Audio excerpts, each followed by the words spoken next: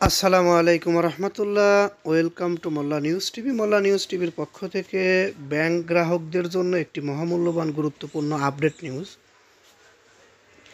Bank নিয়ে সচরাচর BBC news করে না, তো আজকে বিবিসি বাংলা থেকে একটি নিউজ পেয়েছি। ব্যাংক নিয়ে যে নিউজটি করেছে, সমস্যা কবলিত ব্যাংকগুলো নগদ টাকায় সংকটে পড়েছে।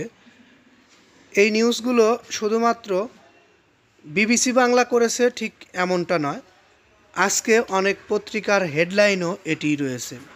এখানে একটি পত্রিকার হেডলাইনে দেখা যাচ্ছে নয়া দিগন্ত।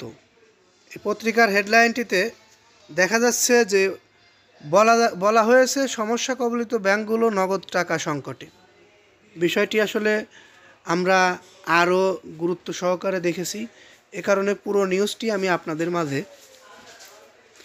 তুলে ধরার জন্য নিউজটি নিয়ে এসেছি। একটু ধৈর্য সহকারে পুরো নিউজটি শুনলে আপনারা বিস্তারিত বুঝতে পারবেন। জাস্ট 2 ঘন্টা আগে নিউজটি প্রকাশিত হয়েছে। নয়া দিগন্তে প্রধান শিরোনাম, সমস্যা কবলিত ব্যাংকগুলো নগদ টাকার সংকটে। প্রতিবেদনে বলা হচ্ছে সমস্যা কবলিত ব্যাংকগুলো বর্তমানে নগদ টাকার সংকটে পড়েছে। রমজান মাসে মানুষের কেনাকাটার চাহিদা বেড়ে যাওয়ার কারণে ব্যাংকগুলোর কাছে টাকা তোলার চাপ বেড়েছে। এতে ব্যাংকগুলো সমস্যায় পড়েছে এবং তারা বাংলাদেশ ব্যাংকের কাছে তারল্য সহায়তা চেয়েছে। একসময় দেশের ব্যাংকিং খাতে ব্যাপক লুটপাট হয়েছে।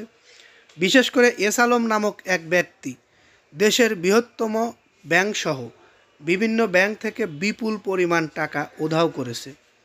এস আলম যে কার্যক্রমটি করেছে, এটির জন্য আজকে বাংলাদেশের ব্যাংকগুলোর এই অবস্থা। এসব ব্যাংক থেকে লাখ লাখ কোটি টাকা বের হয়ে গেছে, যা এখনও ফেরত আসেনি।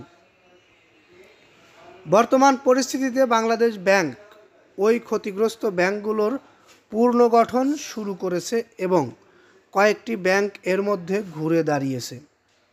তবে কিছু ব্যাংক এখনও গভীর সমস্যায় রয়েছে এবং তারা গ্রাহকদের আমানতের টাকা ফেরত দিতে পারছে না।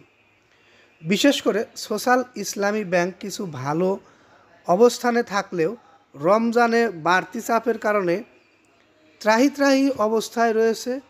তাই বাংলাদেশ ব্যাংক ইতিমধ্যে এসব ব্যাংকগুলোর কাছ থেকে সহায়তার জন্য আবেদন পেয়েছে এবং খুব শীঘ্রই এ বিষয়ে কোনো সিদ্ধান্ত আসতে পারে।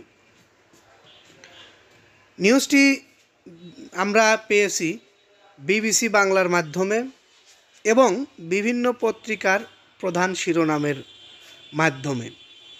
এখানে আমরা একজন নিউজ ক্রিয়েটর হিসেবে নিউজ করেছি। যারা কমেন্ট করে থাকেন ব্যাংকগুলোর বর্তমান পরিস্থিতি নিয়ে, আমি যে নিউজগুলো করে থাকি এগুলো আমার ব্যক্তিগত কোনো কথা এখানে থাকে না। যাই হোক, আপনাদের মতামত আপনারা পেশ করবেন, এটিই স্বাভাবিক। ভালো লাগলে অবশ্যই একটি লাইক দিবেন। পরবর্তী নিউজ পেতে আমাদের চ্যানেলটি সাবস্ক্রাইব করে বেল বাটন অন করে রাখবেন। এই বলে এখান থেকে বিদায় নিচ্ছি। আসসালামু আলাইকুম।